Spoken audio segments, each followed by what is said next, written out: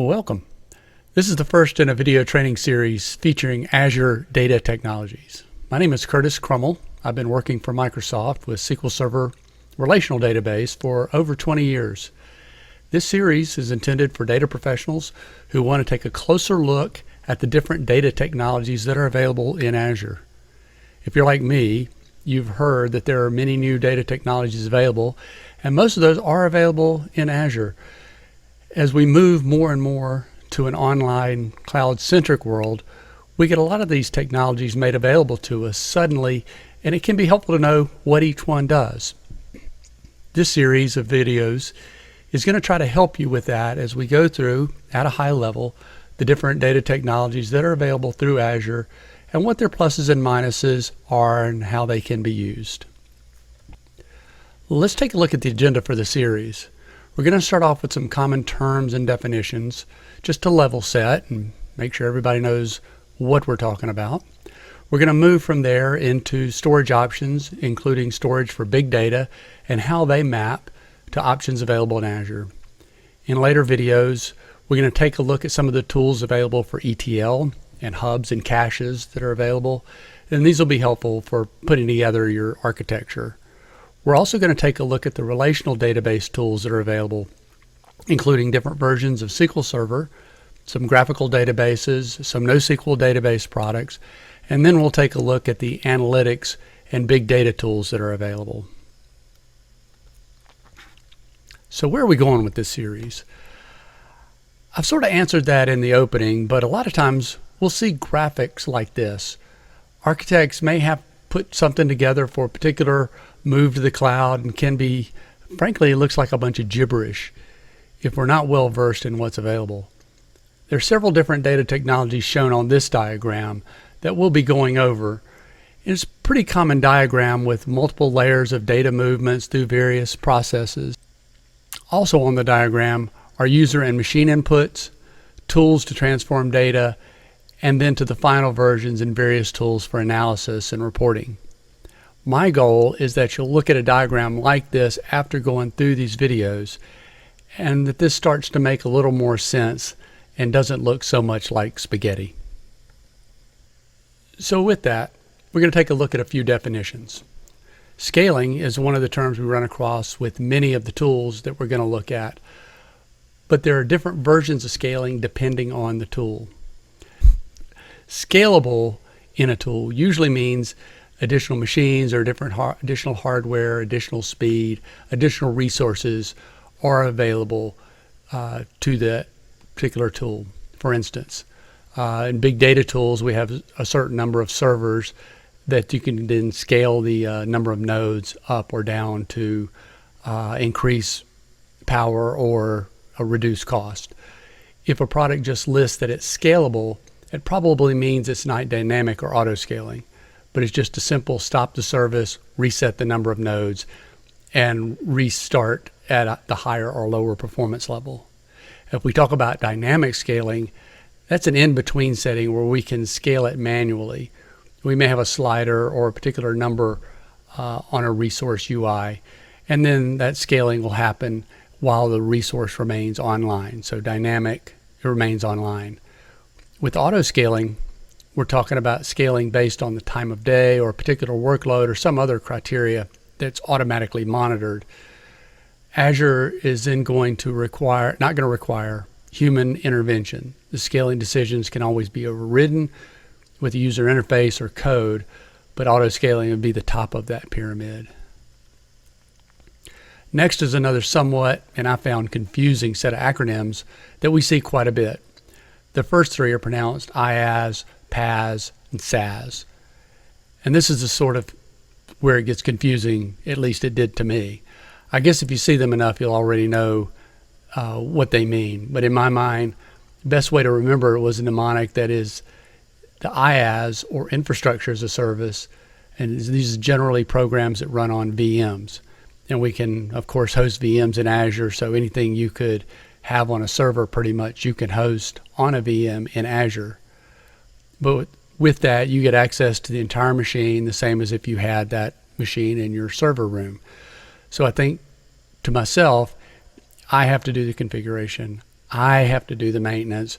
So the infrastructure and I go together. So I have to do it. It's IaaS.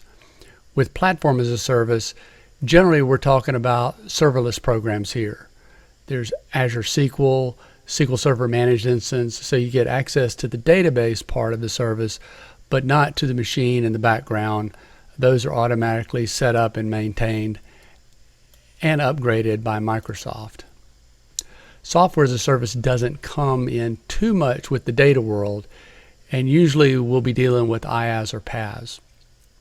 But those services are out there, like Office 365 and Dynamics, where it's basically either an administrative interface or a user interface that you have access to, but no configuration of this server, and certainly no upgrades or server level configuration. You would simply have that service online available to you usually through a browser. For the last acronym, I guess it's included just because it's an acronym, but I'm going to throw it in here. It's infrastructure as code.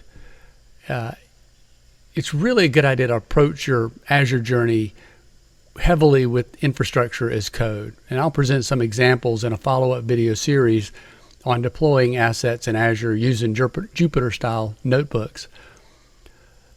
So in this case, I would have a notebook that had the code in it.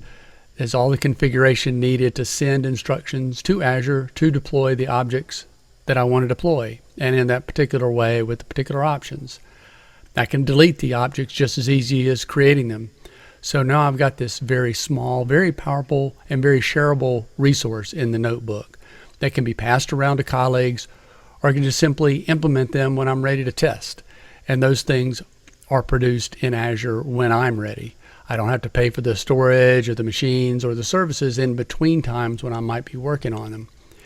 So if you get used to using Jupyter notebooks or other code repositories for configuring and deploying your resources, then it becomes a very repeatable process. And when it comes time to roll them out to test, development, production, to make tweaks, to test out new scenarios, then it's right there ready to go, and you've done it for as little cost as possible. And they'll be deployed exactly as you intended through code every time. Now in this presentation, I'm going to ask you to suspend some of your long-time beliefs in databases. If you're like me and doing mostly relational SQL Server, what we're going to be talking about in this video series is a lot of new technologies, but definitely not all SQL Server. With SQL, we send queries. SQL Server takes those queries, interprets them, creates a working plan for the request, writes or gets the data, puts it together according to the plan, and returns it to the user. This only works, one server at a time. It's basically one query at a time, though there can be different threads and some parallel processing. But what's going on with a lot of these non-relational or more scalable technologies breaks that mold, particularly into different components, so that the technology that we may be spinning up may only handle one part of that process. It can be more specialized and usually in a very scalable manner. Given that our resources on the cloud are very flexible and we're not tied to specific architecture like we've been in the past with machines and data centers, so we want to break that thinking about database systems. Our queries may be received by an analytics process, a product. It may be passed off to a separate workload manager, and then a storage product, partitioning, replication, caching can all be handled by their own very specific specialized products. Making these parts more specialized, we can get better performance and again be more scalable. We can handle bigger data sets. The entire solution will probably use more than one of the different products that we go over in this particular presentation. With storage in Azure, it's fairly generic. Azure Storage is going to be the storage that's used for over 99% of all database applications. You may have other storage products on top of the basic storage account, and we'll be looking at some of those later. You start out with a resource group. Every resource in Azure gets put in a resource group, and that determines which cloud and the location of the hosting servers for that particular resource, storage included. So when you create your storage account, one user, one subscription will have many storage accounts, but you usually determine how many storage accounts and where they are based on the needs of an individual product. Now, there are 4 types of storage. There are containers, which are for blob storage, which may or may not have directories, but they'll definitely have files.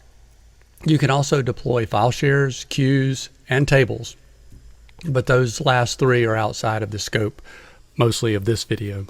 Now, there are 2 versions of blob storage, one with directories, which mimic the Windows file system, and one without. So version 2 has file folders and subfolders. Version 1 is just simply a flat storage area. Less expensive, but is not compatible with a lot of big data products. Within blob storage are options for block blobs, pin blobs, and page blobs. Now, block blobs allow for virtually unlimited file size. 4.77 terabytes is virtually unlimited, and virtually unlimited total storage. So this will be the most used storage type for large data storage. Only version 2 is really where you should be. Some higher end products we're going to talk about later require version 2 of storage.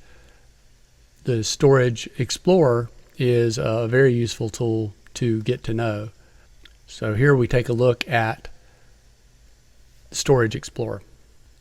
Now, I'm not going to go into a lot of detail about it, but from this screenshot you can see that this works for both on-premises and the cloud, and it gives you a good look at the various types of storage that are available.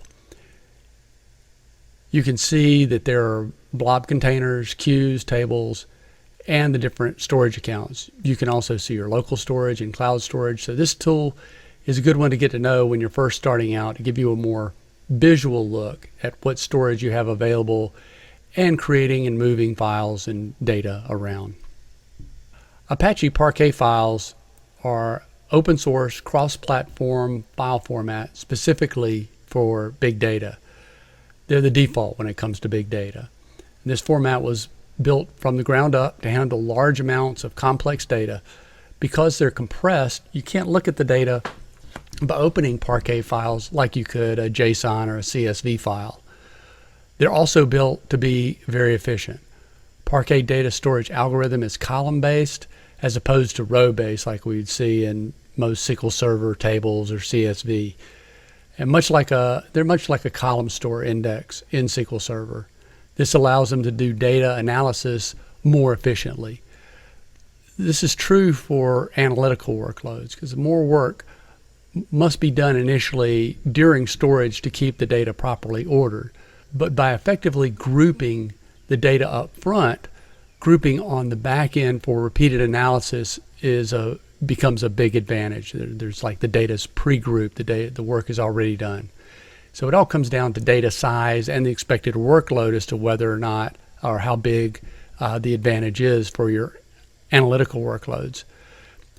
We'll also be talking later about Delta Lake, but for now let's just say that Delta Lake requires Parquet format files, as do other big data products. So let's talk about some actual objects within Azure. Azure Data Lake Storage is really just a storage account with unlimited storage and specific options, particularly when it comes to choosing version 1 or version 2. And I can make it kind of simple. We're going to choose version 2 almost always. Data Lake Storage, generically speaking, is a storage repository that holds a large amount of data in its native format. This can include structured, semi-structured, or unstructured data. With Azure Data Lake Storage, we're setting up an area where this type of data can be stored prior to processing, transforming, cleansing, etc. Version 2 gives us 2 things. It enables a hierarchical namespace, again, like folders, subfolders, and file names. Version 2 also gives us more granular permissions with access control lists that version 1 doesn't have. So data tiers can also be used with Azure Data Lake Storage to either save money or improve processing time. So if you've got some data that's historical, you can put that in archive storage. Cold storage is data that's aged somewhat but still accessed regularly, and then your hot data is for your very active newest storage. Data Lake version 1 is only blob storage. There's no folder structure, and there's no access control lists. So just think of Data Lake as a big unlimited size hard drive, but not a specific product.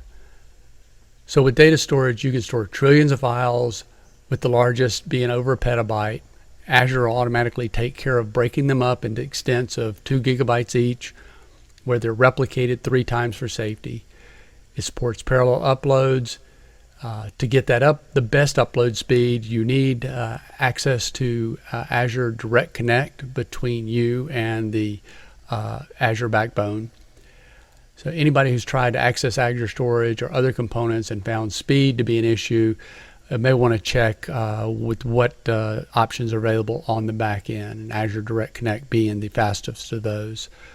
With the data lake, your real intention is to make this data available. Now, strictly speaking, a data lake is probably not going to be where your users are going to go for data, because you could make it available for an analytics or data science, but typically you're going to process that data into more of a user-ready, cacheable type of a storage system. We'll talk a little more about those in a later video. Another component is Azure Cache for Redis. Redis is a storage component that sits on top of your storage, be that data lake or whatever. It's providing in-memory storage cache. When you have this storage spread across many different servers and being accessed by many different nodes, or accessing it in a Synapse environment, for one example, the Redis cache is going to give you better control over data updates, what data gets evicted, what data expires, or what remains in the cache. You can cache static content that you know is going to be viewed often, like thousands of times a second, to look up a table, that sort of thing. Redis is built to be highly scalable and reliable platform as a service. So you just basically turn it on and you pay for it by the use, not by time or by the object. So if it's just sitting there and your data is not being read, then Redis cache is not going to cost you anything. I looked up the price on one example, but for 120 gigabytes of memory storage over 10 nodes, it's going to run about $50 an hour or so. It can run the price up a little bit, but the speed advantage when you're actually using a Redis cache on top of your data lake or other data warehouse or whatever can be phenomenal. It's built to handle millions of requests in a sub-millisecond guaranteed latency. It can also function as a standalone database, but I'm going to leave that to experts, and that's not a part of this presentation. Now, you definitely may have heard of Delta Lake, or you may have just thought that whoever was talking about it meant to say Data Lake, but Delta Lake is a different thing. It's developed by Databricks as an open source storage format that brings ACID transactions to Apache Spark, Databricks, and other big data workloads. Now, where SQL Server's big selling point was ACID transactions, now that support has moved down to storage so that it's running on top of a layer, on top of a data lake, and it's using its own version of Parquet files for rapid access and for analytics. Delta Lake will modify the table structures for more optimized use, and we say ACID transactions because we're transaction based with Delta Lake. And because of these transactions, now we have an audit history on data changes and also the actual deltas in the data. So in Delta Lake, we can query our data at a previous time, what Delta Lake calls time travel. You can use versioning to query specific versions of data, rollback data if there was a mistake made. That kind of thing with Delta Lake is what allows you to do. It does have its own format of Parquet files. They're not the typical Parquet file format, but that's in order to get the support for the ACID transactions. Delta Lake is able to handle millions of files, support batch loading, stream loading, inserts, deletes, all while other users are reading and writing the data. It has incredible input, an incredible amount of data can be made available. Delta Lake does allow for caching for the most used tables. There's also a feature called Z ordering that Delta Lake uses to increase performance, in that it stores data that's typically analyzed together to be stored together. This is intended for structured data only. Lastly, let's talk about Databricks Lakehouse. It's another somewhat confusing or confused term. A lakehouse is considered to be a combination of a data lake and a data warehouse. And where these terms really fall can be difficult to say. Sometimes this lakehouse is specific to the Databricks product, but the term is used outside of those specific products and can be a little confusing. So this lakehouse will use Delta Lake. It will use Spark. It does support transactions and uses Parquet files. But how it's specifically used in each organization is up to that organization. If you think about the data warehouse as having a little more structure and being a little more accessible to end users, and then a data lake being intended as a repository for all kinds of data, but less likely to be available to users. So the combination of the two is what people are referring more often to as the lake house. So that's going to wrap it up for the first section of this series. Next, we're going to come back with a video on an overview of ETL tools. Thank you for listening and have a good day.